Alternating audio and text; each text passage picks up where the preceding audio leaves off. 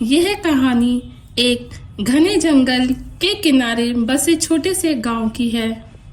वहाँ नैन्सी नाम की एक बहादुर कुतिया और चिकी नाम का एक चतुर बिल्ला रहता था।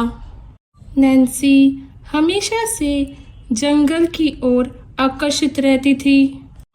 उसे जंगल की खोज करने की बहुत इच्छा थी, लेकिन उसका मालिक उसे जंगल में जाने नहीं देता था।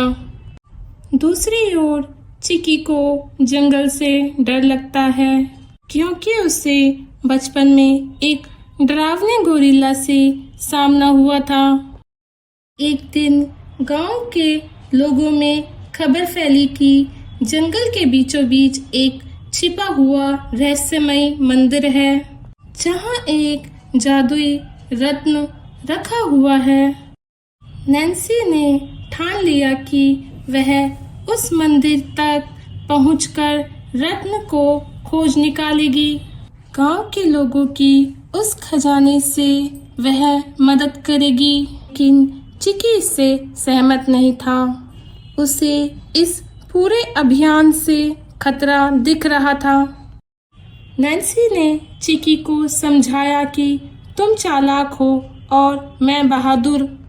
अगर हम दोनों साथ जाएंगे तो हम इस चुनौती को पूरा कर सकते हैं। फिर उसने सोचा कि अगर नैन्सी इतनी हिम्मत कर सकती है तो उसे भी उसकी मदद करनी चाहिए।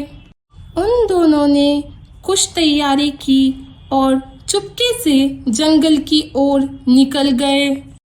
जंगल के रास्ते बहुत कठिन और खतरनाक थे। रास्ते में उन्हें बड़े बड़े पत्थरों, कांटेदार झाड़ियों और तेज धाराओं का सामना करना पड़ा। जंगल के रास्ते चलते चलते कई दिन बीत गए। वो भटक गए थे। उनका खाना खत्म हो गया था। अब वह भूखे प्यासे जंगल में भटक रहे थे। फिर तभी उन्हें जंगल में एक गांव दिखा और वह गांव में चले गए। वहां जाकर पता चला कि वह गांव बोनों का गांव था। चिकी और नैन्सी को देखकर वहां के बोने लोग डर गए। उनके साथ मिलके बातें की। फिर उन्होंने चिकी और नैन्सी को खाना खिलाया और दोनों को मंदिर जाने का सही रास्ता बताया। फिर चिकी और नैन्सी ने बोनों को धन्यवाद कहा और उनसे विदा लिया।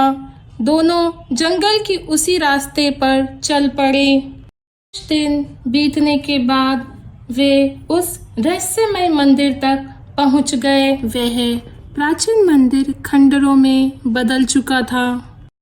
मंदिर के ऊपर और रास्तों में जहरीले सांप रेंग रहे थे, जिसे देखकर नैन्सी और चिकी घबरा गए।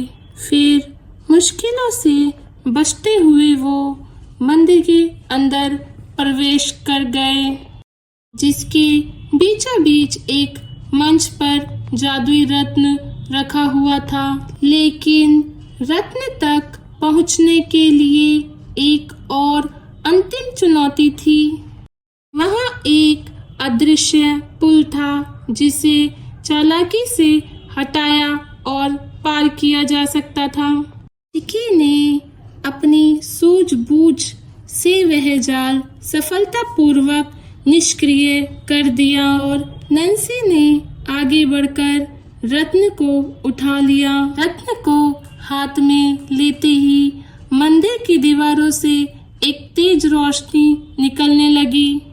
अचानक नैन्सी और चिकी के सामने एक प्राचीन रक्षक प्रकट हुआ, जो इस रत्न की रक्षा करता था। उसने कहा, यह रत्न सिर्फ उन्हीं को दिया जाता है जिन्होंने साहस और बुद्धिमानी दोनों का प्रयोग किया हो। तुम दोनों ने मिलकर न केवल अपनी बुद्धिमानी और ताकत दिखाई बल्कि एक दूसरे का साथ निभाया। यह रत्न अब तुम्हारा है।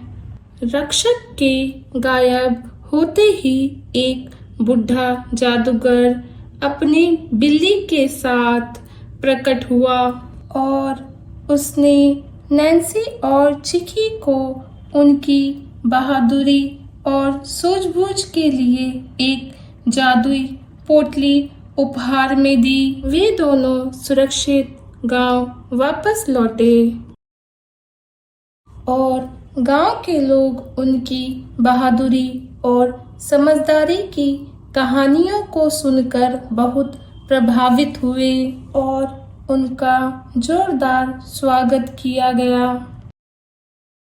उन दोनों ने गांव के लोगों को बताया कि यह खजाना सबका है। ये सुन के उस गांव के मुखिया ने नैन्सी और चिकी को गले से लगा लिया।